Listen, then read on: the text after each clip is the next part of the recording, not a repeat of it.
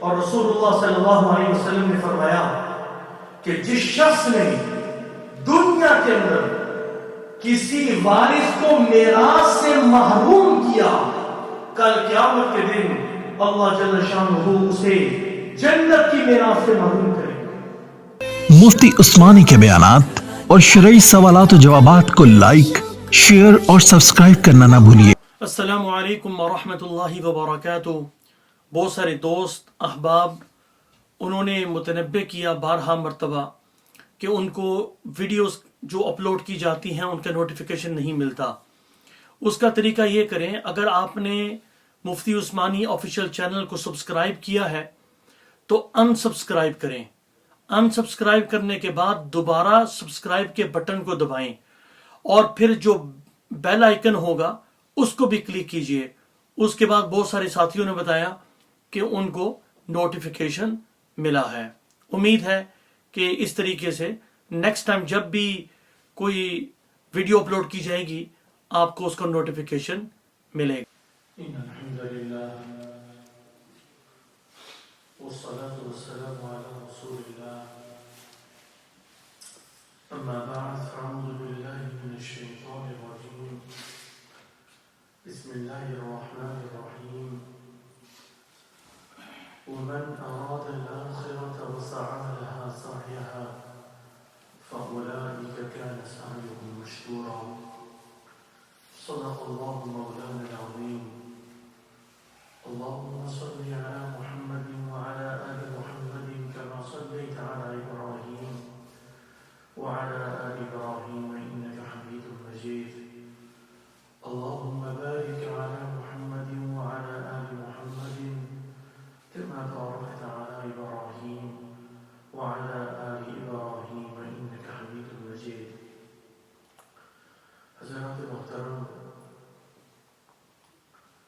پچھلے جمعے کو اگر آپ کو یاد ہو تو میں نے چند باتیں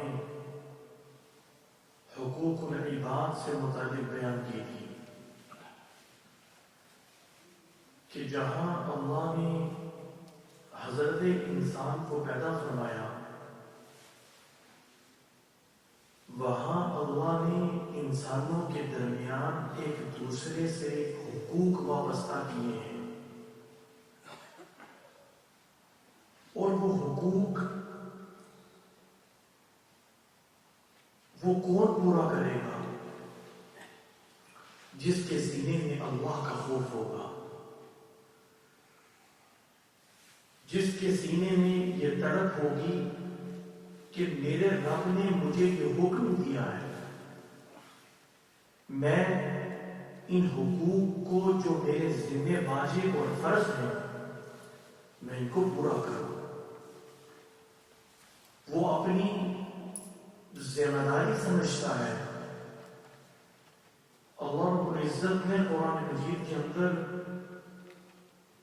اسی چیز کی طرف اشارہ کرتے ہوئے فرمایا، یہ جو آیت میں نے آپ کے سامنے بھی تلاوت کی ہے، وَمَنْ أَرَادَ الْآخِرَةَ وَسَعَى لَهَا سَعْيَهَا فَأُولَئِكَ كَانَ سَعْيُهُمْ مَشْكُورًا۔ اللہ فرماتے ہیں کہ جس نے آخرت کے لیے کوشش کی، آخرت والی کوشش، جب انسان کا مقصد آخرت کو آباد کرنا ہوتا ہے، جب انسان کا مقصد یہ ہوتا ہے کہ میری کاوش، میری کوشش یہ ہے کہ میں اپنی آخرت کو آباد کر کے اللہ کو راضی کروں، اور اس کا جو اخیر مقصد ہوتا ہے وہ یہی ہوتا ہے کہ میں یہ اعمال بجا لا کر یہ حقوق پورے کر کے اپنے رب سے اچھی حالت میں ملاقات کروں۔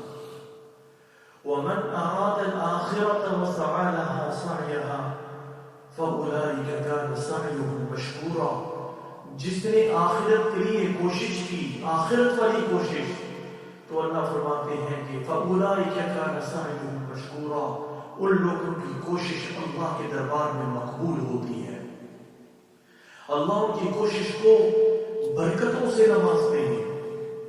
اپنی رضا سے نوازتے ہیں، ان تمام حقوق میں جو اللہ نے انسانوں سے وابستہ کیے ہیں، ایک حق میراث کا حق بھی ہے کہ جب انسان دنیا سے جائے، دنیا سے کوچ کر جائے، اس دنیا کو چھوڑ جائے، اس کے چھوڑ جانے کے بعد جو مال وہ اپنی کسٹڈی میں جو تھا وہ چھوڑ کے جاتا ہے، تو اللہ نے اس مال کے وارثوں کو بھی بیان فرمایا۔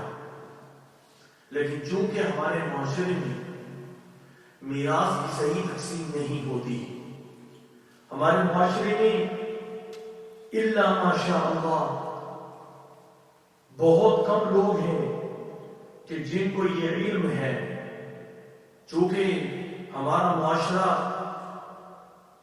ایک ہندو معاشرے سے جڑا ہوا تھا، اور آپ کو پتا ہوگا کہ ان کے معاشرے میں عورت کی حیثیت کیا تھی، اور ابھی بھی ہے۔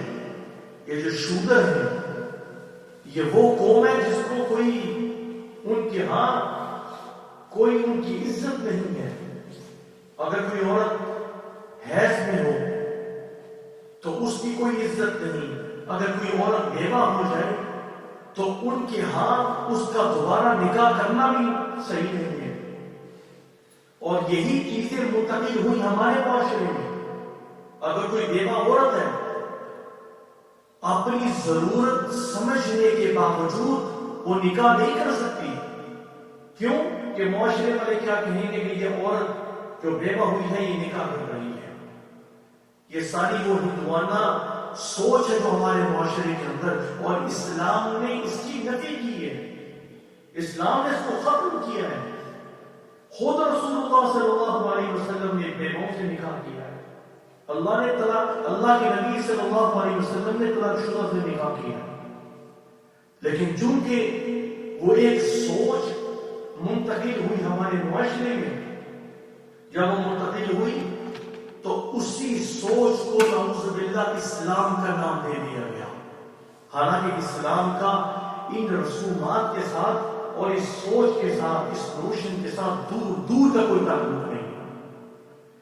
اسی طرح میراث کا جو مسئلہ ہے، چونکہ عورت کی حیثیت ان کے ہاں وہ نہیں ہے جو اسلام نے عورت کو مقام دیا، اور وہی سوچ منتقل ہوئی ہمارے معاشرے میں، اور آج بھی بیٹیوں کو، بہنوں کو، ماؤں کو، بیوی کو حق میراث نہیں ملتا، اسے محروم کر دیا جاتا ہے۔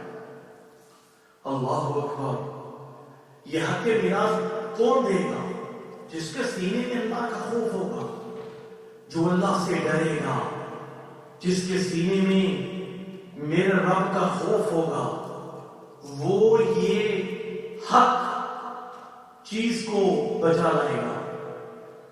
اگر ہم صحابہ کے دور کو دیکھیں کہ صحابہ دنیا کے اندر ہی اپنے معاملات کو طے کر لیتے تھے کہ اللہ کے پاس جانے سے پہلے ہم اپنے معاملات کو صاف کریں، تو حضرت ماعز رضی اللہ تعالیٰ عنہ سے زنا کا ارتکاب ہو گیا، چونکہ دل میں اللہ کا خوف تھا، ڈر تھا، دل نے چین نہیں لینے دیا۔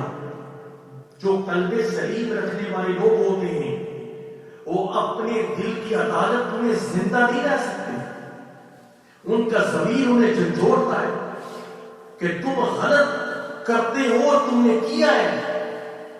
حضرت ماعز رضی اللہ تعالیٰ عنہ حضرت ابو بکر صدیق رضی اللہ تعالیٰ عنہ کے پاس حاضر ہوئے، اے ابو بکر صدیق مجھ سے یہ گناہ ہو گیا۔ آپ نے فرمایا تمہارا اور اللہ کا مسئلہ جو توبہ کرو۔ دل کو سکون نہیں ہوا، حضرت عمر فاروق رضی اللہ تعالیٰ عنہ کے دربار میں حاضر ہوئے، حضرت عمر جلالی طبیب تھی، پکڑا اور رسول اللہ صلی اللہ علیہ وسلم کے دربار میں حاضر کر دیا۔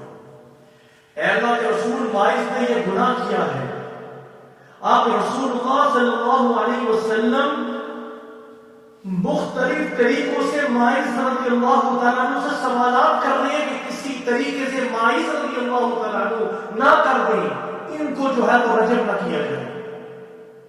لیکن حضرت ماعز رضی اللہ تعالیٰ عنہ سے جب سوال ہوا کہ اے ماعز، عورت کی طرف نگاہ اٹھانا شہوت کے ساتھ، ممکن ہے کہ تم نے عورت کو شہوت کے ساتھ دیکھا ہو اور تم اس عمل کو زنا سے تعبیر کر رہے ہو۔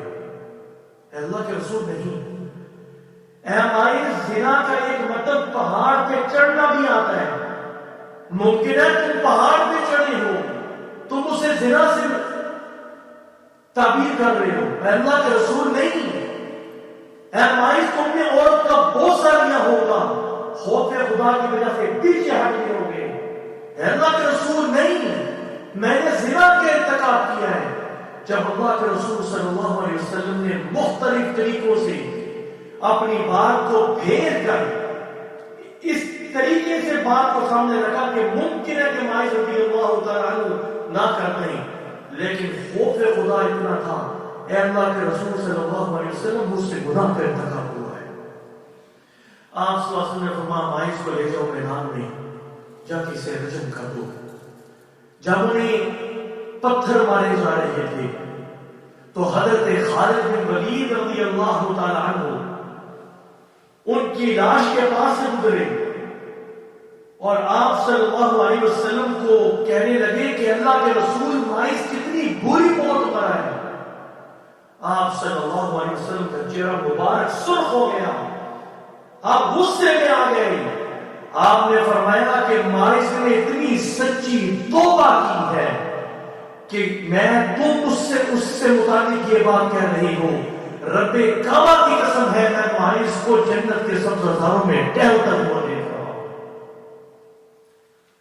وَلَكُمْ فِي الْقِصَاصِ حَيَاةٌ يَا أُولِي الْأَلْبَابِ لَعَلَّكُمْ تَتَّقُونَ، قصاص میں اللہ نے تمہارے لیے زندگی رکھی ہے۔ اللہ اکبر۔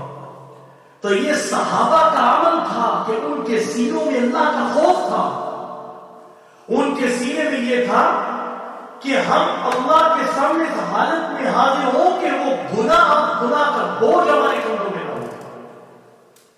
جب ہماری روح نکلے اور ہماری روح اللہ کے سامنے حاضر ہو، اس حالت میں حاضر ہو کہ اللہ ہم سے ناراض نہ ہو۔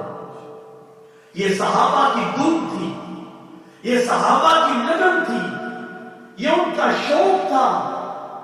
انہوں نے تو سچی محبتوں کا محبت اللہ کی ذات کو بنایا ہوا تھا، اور آج ہماری محبتوں کا محبت دنیا بن چکا ہے، دنیا بن گئی۔ حالانکہ مومن کی محبت تو ساری محبتوں پر، یعنی مومن کی محبت اللہ کے ساتھ ہر چیز پر غالب آ جاتی ہے۔ وَالَّذِينَ آمَنُوا أَشَدُّ حُبًّا لِلَّهِ، مومن ساری دنیا سے زیادہ، اپنے ماں باپ سے زیادہ، اپنے عزیز و خالق سے زیادہ، اپنے اولاد سے زیادہ اپنے رب سے محبت کرنے والے ہیں۔ لیکن آج ہماری محبتوں کا محبت دنیا ہے۔ اسی دنیا کی محبت نے ہمیں حق کے میراث دینے سے روک دیا۔ جب انسان فوت ہوتا ہے، جب انسان فوت ہوتا ہے تو وہ جو مال اپنے پیچھے چھوڑ کے جاتا ہے اسے ترکہ کہتے ہیں۔ قرآن نے کہا مما ترک، وہ جو پیچھے چھوڑ کے گیا۔ جو زندگی کے اندر باپ کے ملکیت کے اندر مال ہے وہ اس کا مالک ہے۔ بچی کو یہ حق نہیں ہے کہ وہ باپ کی زندگی میں اسے یہ کہے کہ اپنی میراث سے ہمیں حصہ ہو۔ یہ وہ مال کا مالک ہے خود، وہ جس کو مرضی دے۔ ہاں البتہ اگر وہ سارے بچوں کے درمیان تقسیم کرنا چاہتا ہے تو وہ اس کے اندر برابری کرے۔ لیکن اگر کوئی بچہ گنہگار ہے، بچہ کوئی فساد مچاتا ہے، اگر باپ کو یہ بات معلوم ہے کہ میرا یہ بچہ اگر میں نے اسے اپنی ملکیت سے کوئی مال دیا تو یہ گناہ پہ خرچ کرے گا، تو میں اس کی بدولت وہ مال اللہ کے راستے میں دے دیتا ہوں، یا میں اپنی کسی اور بیٹی کو یا بیٹے کو دے دیتا ہوں اس لیے کہ وہ زیادہ نیک ہے، وہ ماں باپ کی خدمت کرنے والی ہے یا کرنے والا ہے، تو پھر وہ رضا نہیں ہوگا۔ لیکن اگر اس کی نیت یہ ہے کہ میں ظلم کروں اپنی اولاد پر اور جان بوجھ کر اسے معروف کرتا ہے، تو پھر باپ جو ہے وہ گنہگار ہوگا۔ جس طرح اولاد اپنے باپ سے یہ حق نہیں رکھتی کہ آپ اپنے مال سے ہمیں دیں اور تقسیم کریں، کیونکہ وہ مال کا مالک ہے، آپ اس میں زبردستی نہیں چھوڑ سکتے۔ اسی طرح اگر بیٹا نافرمان ہے، اگر بیٹا اللہ کی نافرمانی کرنے والا ہے، تو باپ اگر لکھ کر یہ وصیت دے جائے کہ یہ بیٹا میری جائیداد سے آگ ہو گیا اور اسے کوئی مال نہ ملے، تو شرعی طور پر یہ وصیت غلط ہے، پھر بھی اسے وراثت میں حصہ ملے گا، اس کو پھر بھی ملے گا۔ کیوں؟ یہ جبری وراثت ہوتی ہے، یہ اللہ نے، یہ شاہی قانون ہے میرا رب کا کہ اللہ نے باپ کی کمائی سے اپنی اولاد کا اور اس کی بیوی کا حق رکھا ہے، اس کے والدین کا حق رکھا ہے۔ اور پھر اگر یہ نہیں ہے، ذوی فروض نہیں ہے، تو پھر عصبہ جو اس کے بعد قرآن نے درجے بیان کیا، ان کو میراث میں حصہ ملے گا۔ لیکن آپ اپنے سینوں پہ ہاتھ رکھ کے دیکھیے کہ ہر روز میتوں کو ہم اٹھا کر قبر کی پاتال میں اتارتے ہیں، کتنے لوگ میراث کے حقوق کو پورا کرتے ہیں؟ بیوی کو اس کا حق نہیں ملتا، بیٹی کو اس کا حق نہیں ملتا، بہن کو اس کا حق نہیں ملتا، اور بہن کو تو یہ کہہ کے منہ بند کروا دیا جاتا ہے کہ معاشرے میں لوگ کہیں گے دیکھو کہ بھائی سے حصہ مانگ رہی ہے، وہ بامر مجبوری معاف کرتی ہے۔ اور یاد رکھیے کہ جو عورت، جو ماں، جو بہن بامر مجبوری یہ بات کہہ دے کہ ٹھیک ہے جی میں مجھے معاف کر دیں، میں نہیں لیتی، حالانکہ وہ دل سے معاف نہیں کر رہی، وہ حق اس کا ہے۔ اگر بھائی اس کے جائیداد پہ قبضہ کرے گا اور استعمال کرے گا، وہ عند اللہ ہو جائے گا، وہ اللہ کے ہاں مجرم ہے۔ اور رسول اللہ صلی اللہ علیہ وسلم نے فرمایا کہ جس شخص نے دنیا کے اندر کسی وارث کو میراث سے محروم کیا، کل قیامت کے دن اللہ جل شانہ اسے جنت کی میراث سے محروم کرے گا۔ دو صحابی، ان کا واقعہ بھی بڑا عجیب ہے اور دل کو لرزا دینے والا ہے، میں نے بیان نہیں کیا تو میرے تو ریشے کھڑے ہو گئے۔ دو صحابی، حضرت مصعب، حضرت عوف بن مالک، یہ دونوں صحابی، ان کے درمیان بڑی دوستی تھی، بڑی محبت کرتے تھے ایک دوسرے کے ساتھ۔ محبت اللہ کے لیے، الحب للہ والبغض للہ فقد استکمل الایمان۔ آپ صلی اللہ علیہ وسلم نے فرمایا کہ جس نے اللہ کے لیے محبت کی، اللہ کے لیے بغض رکھا، اس نے ایمان کی تقاضوں کو پورا کر دیا۔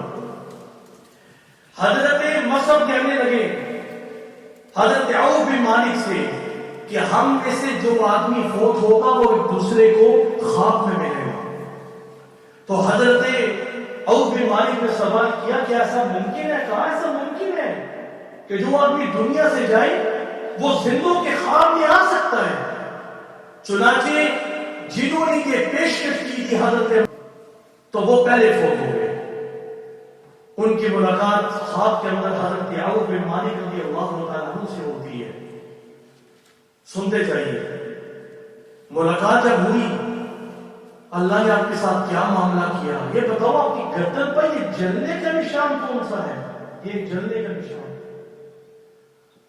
اللہ، عوف بن مالک، میں نے یہودی سے 10 درہم لیے تھے، 10 درہم لیے تھے، اور وہ درہم ابھی بھی میرے کمرے کے اندر موجود ہے، میں نے استعمال بھی نہیں کیے، میرا انتقال ہو گیا، لیکن چونکہ میں نے قرضہ واپس نہیں کیا تھا، انہی 10 درہموں سے اللہ نے مجھے جلنے کا عذاب میری گردن پر بتا بتلایا۔ تم اس طرح کرو کہ میرے کمرے کے اندر وہ موجود ہے فلاں جگہ پر، اس یہودی کو واپس کر کے آؤ۔ حضرت عوف بن مالک رضی اللہ تعالیٰ پہنچے ان کے گھر پہ، پوچھا گھر والوں سے کہ وہ درہم، کہا کہ وہ درہم تو ادھر پڑے ہیں، کہا کہ وہ درہم جا کے یہودی کو واپس کرو، حضرت مصعب کو تو اس وجہ سے عذاب ہوا ہے گردن پہ۔ اللہ اکبر، انہوں نے جب یہ واپس کیے دوسرے دن ملاقات ہوئی، اور ایک روایت کے اندر آتا ہے کہ وہ انگلیوں کا عذاب دیا گیا تھا، انگلیاں جلنے کا، تو جب قرضہ ادا کر دیا گیا اس کے باوجود حضرت تکلیف ہونے لگی، کہا کہ قرضہ ادا کر دیا ہے، اس کے باوجود مجھے انگلیوں پہ تکلیف ہو رہی ہے۔ تو وہ صحابی عوف بن مالک رضی اللہ تعالیٰ عنہ رسول اللہ صلی اللہ علیہ وسلم کے دربار میں حاضر ہوئے، اللہ کے رسول صلی اللہ علیہ وسلم نے ہاتھ اٹھا کے دعا کی اور کہا کہ یا اللہ مصعب کو معاف فرما دے۔ پھر خواب کے اندر ملاقات ہوئی اور بڑی اچھی حالت کے اندر تھے، کہا کہ اللہ نے نبی صلی اللہ علیہ وسلم کے دعاؤں کے بدولت اللہ نے مجھے عافیت نصیب فرمائی۔ تو لوگوں، دنیا کے اندر اگر تم ظلم کرو گے، جس طریقے سے بھی ظلم کرو گے، میراث کو کھا کے ظلم کرو گے، اور میراث کی تقسیم بعض اوقات اس کے اندر نابالغ بچے بھی ہوتے ہیں، اور اگر نابالغ بچوں کے حقوق اس سے وابستہ ہیں تو پھر تو معاملہ اور سنگین ہو جاتا ہے۔ اگر ایک سوئی بھی میت چھوڑ کے گئی ہے، کپڑے چھوڑ کے گئی ہے، ہمارے ہاں کیا ہوتا ہے، وہ پوترا تھا دادی بھی ان کا محل اکثر نشانی سے توڑ کے، ٹھیک ہے، وہ دوسرا کوئی اور رشتہ دار آتا ہے، اس کے کپڑے میرے پاس رکھو، نہیں بھائی، وہ اس کی ملکیت میں ہے، اور میراث میں اس کی کل تقسیم یا اس کی کل قیمت لگا کر وارثوں میں تقسیم کیا جائے گا اسے۔ لیکن ہمارے ہاں کیا ہوتا ہے، جب کوئی دنیا سے جاتا ہے بڑا بیٹا ہی واپس ہو جاتا ہے، بیٹوں کو حصہ آپس میں تقسیم کر لیتے ہیں اور بہنوں کو تو چھٹی کروا دیتے ہیں۔ دنیا کے اندر کر لو، کوئی مسئلہ نہیں ہے، لیکن وہ اللہ کے سامنے جب تم کھڑے ہوں گے اس وقت حالات بڑے سنگین ہوں گے، اللہ قدم نہیں ہلنے دیں گے تمہارے۔ رسول اللہ صلی اللہ علیہ وسلم کے آخری ایام میں جب آپ دنیا سے تشریف لے جانے والے تھے، آپ نے سارے صحابہ کو جمع فرمایا، آپ نے فرمایا کہ اے صحابہ آؤ بیٹھو۔ جب سارے صحابہ آئے، آپ صلی اللہ علیہ وسلم کھڑے ہوئے اور آپ فرمانے لگے میرے صحابہ، زندگی کا کوئی پتہ نہیں ہے، میں خوشگواری کی حالت میں اپنے رب سے ملاقات کرنا چاہتا ہوں، اگر کسی کا حق میں نے مانگا ہے، کون کہہ رہا ہے، سید الانبیاء صلی اللہ علیہ وسلم، میں اور آپ تصور کر سکتے ہیں جس کے لیے کائنات کو رونق دی گئی، وہ اپنے صحابہ کو جو قوم کا محسن، جو انسانیت کا محسن ہے، وہ کھڑے ہو کے یہ بات کہہ رہی ہے میرے صحابہ اگر میں نے کسی کا حق مانگا ہو، آج وہ میرے پاس آ کے مجھ سے بدلہ لے لے، اور میں یہ بھی اعلان کرتا ہوں اگر کسی نے بدلہ لیا وہ یہ نہ سوچے کہ میں محمد صلی اللہ علیہ وسلم کے دل میں کوئی دشمنی پیدا ہوگی، بلکہ مجھے خوشی ہوگی کہ میں نے اپنا حق ادا کر دیا۔ سارے صحابہ رونے لگے، اللہ کے رسول ہم تصور کر سکتے ہیں آپ کے بارے میں کوئی حق نہیں ہے۔ ایک کونے سے ایک صحابی کھڑے ہوئے اور کہا کہ اللہ کے رسول صلی اللہ علیہ وسلم ایک حق ہے جس کا بدلہ میں آپ سے لینا چاہتا ہوں۔ اب صحابہ غصے میں اس کو روکنے لگے، ہم نے فرمایا چھوڑ دو، آگے بڑھے۔ اے اللہ کے رسول صلی اللہ علیہ وسلم، ایک مرتبہ آپ نے مجھے 3 لکڑیاں ماری تھی اور میری کمر پہ ماری تھی، میں اس کا بدلہ لینا چاہتا ہوں۔ اللہ کے رسول صلی اللہ علیہ وسلم نے فرمایا کہ بدلہ لے لو۔ صحابہ میں اضطراب، پریشانی، اور کوئی اسے روکنے کی کوشش کر رہا ہے، چیخ گوئیاں ہو رہی ہیں۔ آپ صلی اللہ علیہ وسلم نے فرمایا کہ لے لو۔ کہا کہ جب آپ نے مجھے 3 لکڑیاں ماری تھی اس وقت میرا جسم برہنہ تھا، ننگا تھا، قمیض میرے جسم پہ نہیں تھی۔ آپ صلی اللہ علیہ وسلم نے اپنی قمیض مبارک اوپر کر دیا۔ ہم تصور کر سکتے ہیں کہ آج کسی پرائم منسٹر کو یہ بات کہی جائے، کوئی حق بات کہہ دے کوئی کہہ سکتا ہے، کوئی کہہ کے تو دیکھے، کسی وزیر اعظم کو یہ بات کہہ کے تو دیکھے، لیکن اللہ کے رسول صلی اللہ علیہ وسلم کو وہ صحابی کہہ رہے ہیں، آپ صلی اللہ علیہ وسلم نے اپنی قمیص مبارک اوپر کیا اور آپ کی مہر مبارک تھی، اس صحابی نے فردۂ محبت سے اس مہر مبارک کو چوم لیا اور کہا کہ اللہ کے رسول صلی اللہ علیہ وسلم، یہ حدیث مجھے پہنچی ہے کہ جس نے مہر مبارک کو دیکھ لیا، زیارت کر لی، کل قیامت کے دن آپ اس شخص کی شفاعت کریں گے، لہذا میں نے اسے دیکھ بھی لیا، اسے چوم بھی لیا۔ اللہ کے رسول صلی اللہ علیہ وسلم اعلان کر رہے ہیں، اگر کسی کے حقوق مجھ سے وابستہ ہے دنیا کے اندر کلیئر کر لو، ایسا نہ ہو کل قیامت کے دن کوئی مسئلہ کھڑا ہو جائے۔ میرے اور آپ کے کتنے ایسے مسائل ہوں گے، ہر روز ہم انسانیت کو تنگ کرنے میں لگے ہیں، صبح شام ہماری جو دن گزرتے ہیں غیبتوں میں گزرتے ہیں، صبح شام ایک دوسرے کے حقوق کو ہم پامال کرتے ہیں، اس کے باوجود ہم سوچتے ہیں کہ ہم تو بڑے نیک ہیں۔ حضرت عائشہ رضی اللہ تعالیٰ عنہ نے فرمایا کہ اللہ کے رسول صلی اللہ تعالیٰ علیہ وسلم نے فرمایا کہ قیامت کے دن انسان کے اعمال کے 3 رجسٹر ہوں گے۔ ایک رجسٹر وہ ہے کہ جس میں حقوق اللہ ہے، اللہ چاہے کسی کی نماز کو معاف کر دے اگر اس نے قضا کی ہے، کسی نے روزہ نہیں رکھا، اللہ چاہے تو اس کا مواخذہ کرے، اللہ چاہے تو اسے معاف کر دے، وہ اللہ پہ ہے۔ دوسرا ایسا رجسٹر ہوگا جس کے اندر کفر شرک ہوگا، اللہ کفر شرک کو کبھی معاف نہیں کریں گے۔ اور تیسرا رجسٹر وہ ہوگا کہ جس میں حقوق العباد ہوں گے، انسانوں کے ایک دوسرے کے حقوق جو وابستہ ہیں وہ ایک دوسرے سے وابستہ ہوں گے۔ اللہ کے رسول صلی اللہ علیہ وسلم نے فرمایا کہ وہ آدمی جنت میں داخل نہیں ہوگا جب تک اس کے اور دوسرے شخص کے درمیان جو معاملات ہیں ان کا پورا بدلہ نہ دے دیا جائے، وہ شخص جنت میں داخل نہیں ہو سکتا۔ شہید کا کتنا بڑا درجہ ہے، جس سے قرآن نے کہا کہ وَالْأَحْيَاءُ عِندَ رَبِّهِمْ يُرْزَقُونَ، زندہ ہے، اتنا مرتبہ مقام کہ خون زمین پر گرنے سے پہلے اللہ اس کی بخشش فرما دیتی ہے۔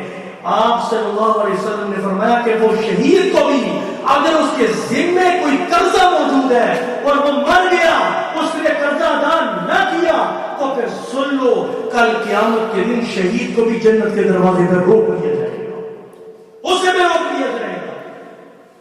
تو بھائی میں نے آپ کو شروع میں ایک بات کہی تھی، جب آدمی دنیا سے جائے تو وہ جو مال چھوڑ کے جائے اس کا پہلا حق یہ ہے کہ اس کے مال سے تجہیز و تکفین کی جائے، اس کے کفن کا انتظام کیا جائے، اس کی قبر کا انتظام کیا جائے، دیگر جو اخراجات ہیں وہ پورے کیے جائیں۔ اگر پھر بھی مال بچے تو اس کے قرضے کو دیکھا جائے کہ اس شخص پہ کوئی قرضہ موجود ہے یا نہیں۔ اگر قرضہ ہے تو اس کا قرضہ اس کے مال سے ادا کیا جائے، نمبر 2۔ اور نمبر 3، اگر اس نے کوئی وصیت کی ہے کہ میری فلاں نمازیں قضا ہوئی ہیں یا میرا فلاں مال کسی کو دے دیا جائے، تو تیسرے نمبر پر اس کی وصیت نافذ کی جائے گی، اور وصیت 1/3 میں نافذ ہوتی ہے۔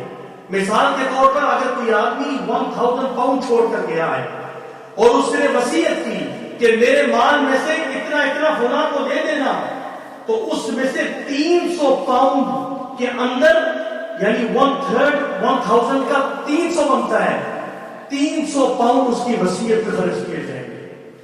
اگر اس کی وصیت 1/3 سے زیادہ ہے تو پھر آپ ادا نہیں کر سکتے، الا یہ کہ سارے وارث جو بیٹھے ہیں وہ کہیں کہ بھائی یونانی مسئلہ کہ ٹھیک ہے کوئی مسئلہ نہیں ہے، ہم اس کی جو ہے وہ وصیت کو پورا کرنے کے لیے تیار ہے۔ اور اگر کوئی نابالغ ہے تو پھر تو اگر اجازت دے بھی تو تب بھی آپ اس کے مال کو نہیں دے سکتے جب تک وہ بالغ نہیں ہوگا۔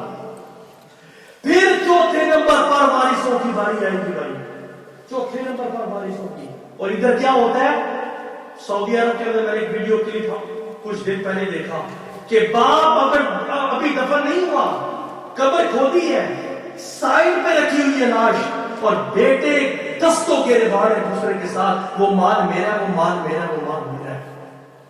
اللہ اکبر، یہ حالات ہے دنیا کے۔ اس دنیا میں ہم اپنے آپ کو جتنی مرضی تسلی دیں گے کوئی مسئلہ نہیں ہے، دیکھی جائے گی، لیکن وہ دیکھی نہیں جائے گی۔ حل من مزید، وہ جہنم اللہ نے تیار کی ہوئی ہے۔ دنیا کے اندر ظلم کرو گے، کسی کا مال کھاؤ گے، کسی کی جائیداد کو غلط استعمال کرو گے، ایک بارش اگر آپ نے کسی کی زمین پر قبضہ کیا، ایک بارش ہوگا 1 ایک بارش، تو حدیث کہتا ہے کل قیامت کے دن اللہ جب وہ قبر سے نکلے گا، وہ شخص، اللہ فرمائیں گے 7 زمین کی مٹی کھودو، وہ ساری 7 زمین کی مٹی کھودے گا، جتنی مٹی نکلے گی اللہ اس کے گلے کے اندر ڈالیں گے جب تک اس کا حساب پورا نہیں ہوگا۔ ہائے ہائے، ہم غفلت میں ہیں بھائیو، ہم نے اپنی آنکھیں بند کی ہوئی ہیں۔ یہ اسماعیل بھائی یہاں بیٹھے ہیں، یہ خوبی میں بیان کر رہا ہوں ان کی، یہ خوبی ہے، اور مجھے دلی خوشی ہے، میں یہ بات بیان کر رہا ہوں۔ ان کے بیٹے کا انتقال ہوا تو تیسرے دن نہیں، دوسرے دن آفس کے اندر میرے پاس آئے اور کہا کہ میرے بیٹے کا انتقال ہوا تھا، اس نے اتنے پیسے چھوڑے ہیں، آپ اس کی تقسیم کریں۔ میں نے کہا سبحان اللہ، آپ نے تو اسلام کے اس حکم کو زندہ کر دیا، ورنہ اپنے کریٹ کے اندر جب سے میں نے افتاح کیا ہے، ہر روز ہمیں کالیں آتی ہیں، لوگ مسائل سنتے ہیں، لیکن اس طرح کا مسئلہ کہ 2 دن کے بعد کوئی میرے پاس آیا ہو اور آ کے یوں کہا ہو کہ بھائی یہ ہماری میت دنیا سے گئی ہے، اس کی جائیداد کی تقسیم آپ کرو، کبھی ہوا ہی نہیں ہے اس طرح۔ اور حالانکہ اسلام کا حکم یہ ہے کہ جیسے ہی آپ نے اسے دفنایا، جو مال چھوڑ کے گیا ہے اس کی فوراً تقسیم کرنا واجب ہوتا ہے۔ جتنی آپ جائیداد کی تقسیم جلدی کریں گے، اس کا فائدہ یہ ہے کہ سب کے دل نرم ہوتے ہیں، جس کو اسلام نے جتنا حصہ دیا ہے اس پر وہ راضی ہو جائے۔